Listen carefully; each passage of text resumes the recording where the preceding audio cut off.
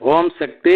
சக்தியில் அனைவருக்கும் என்னுடைய அன்பான வணக்கம். சக்தியிலே ஒரு முறை மருது வந்தங்க சம்சாரத்துக்கு உதவி செய்யணுங்கிற நோக்கத்தில் சமையல் வேலையில் கூட ஈடுபட்டு இருக்காருங்க.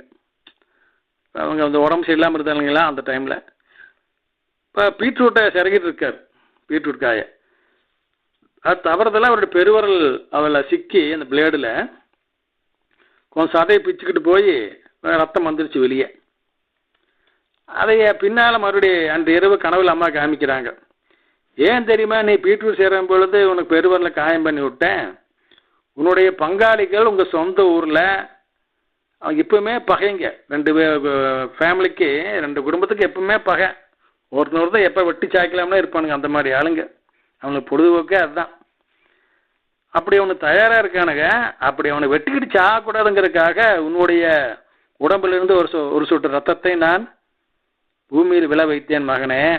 உங்களோட ரத்தம் ஒரு சொட்டு வெளியே வந்து விழுந்ததுன்னா அங்கே அந்த மாதிரி ரத்த கலர் ஏற்படாமல் காப்பாற்றி விடலாம். அதுக்காக இப்படி பண்ணினேன் அப்படின்னு அம்மா சொன்னாங்க.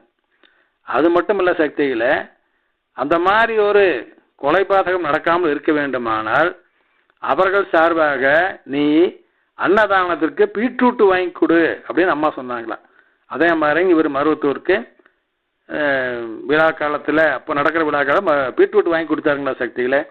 அதற்கு பின்னாலேங்க அந்த மாதிரி அடிதடி தகராறு எதுவுமே அது நடக்கலைங்களாமா. அந்த பகை இருந்தாலும் பெரிய அளவில் நடக்காமல் வாய்ச்சண்டையோடு போச்சுங்க நம்ம சக்தியில்.